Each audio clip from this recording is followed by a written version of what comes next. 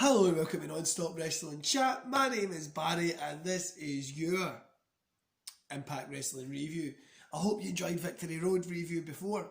As you can still hear, my voice is really sore and it's a big struggle to try and speak, but we'll get through it because you need these reviews, guys.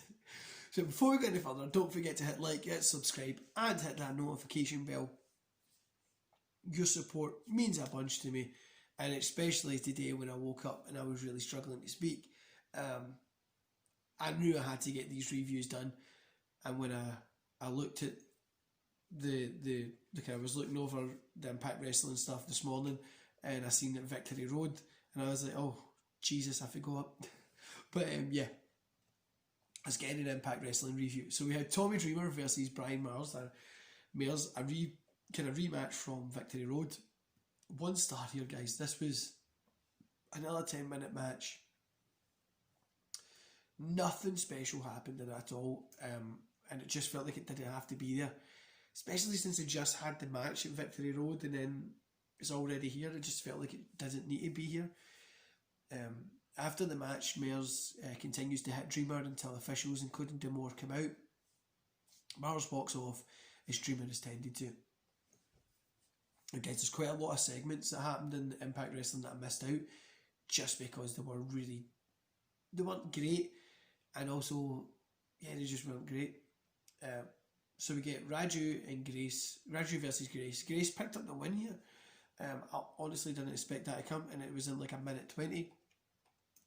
But after the match, Raju is yelling to the ref that he didn't raise the title up, so the match wasn't a title match. Grace won, but Raju is still the champion. Grace is pissed and Raju gets on the mic saying that it was a hard fought win, but she didn't get the NXT X Division title because it wasn't for the belt. So I thought it was actually pretty cool. I think it's going to be, I'll probably build into Bound for Glory, and I honestly think it'll be a pretty cool match. So we get Triple XL versus the Rascals. So hard to say that with my real voices. 2.5 stars here, guys. So it's not a bad match, but it worked both teams' strengths. It made both teams look really good, but it was not great by any means. Just a solid match. And we get Jimmy Jacobs is it the Foreman Physical Therapy Clinic? I don't know why I've actually wrote that down, but he's there with the doctor asking about Rich Swan's rehab. Swan is behind them working out, and the doctor says that he's ready for Bound for Glory. Sorry for the weird cut there, guys. Had to get some juice. Oh, water. 5 L's. So he's ready for Bound for Glory. He said he's 100% better. He's feeling 100% ready. And then Eric Young attacks. He targets the ankle and brutalises it. Grabs a kettlebell and slams it into Swan's ankle. And Young walks off as Swan lies in pain. I think this match is going to be great. If it's anything like the one that was at Victory Road last night between Eric Young and Eddie Edwards, I think it's really going to be great. Anyway, then we get Rosemary and Valkyrie versus Hogan and Steels. Rosemary and Valkyrie pick up the win here, 2.5 stars. Solid match again, nothing really special. I feel quite a lot, but with Impact Wrestling, sometimes you just get like a solid match, nothing great, just there. But that was a good solid wrestling match. Then we get the Deaners versus John Swinger and Crazy Steve. The Deaners pick up the win. I'm not even going to rate this, guys. It was just a comedy match. It was a little too eye-rolling for me. It just wasn't that great. Then we had a little kind of segment between D'Amore and Heath.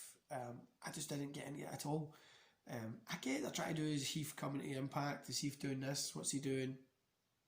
I honestly just didn't get it at all. So I just bypassed that. Then we get EC3 somewhere with the title and congratulates Moose for controlling the narrative and finding his way to the funeral of the century, but at last he's too late. He must break his attachment to material possessions and the past.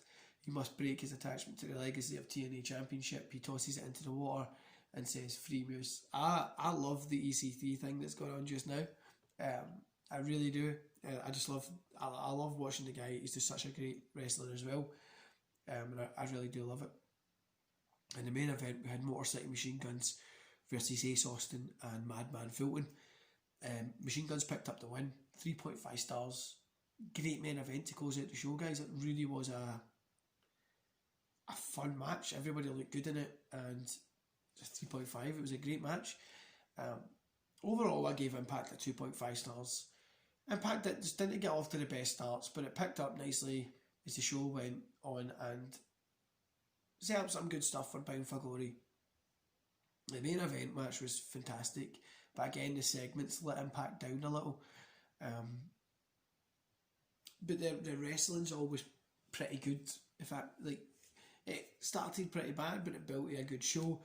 But yeah, the main event was the best thing to check out, and that just kind of like Victory Road.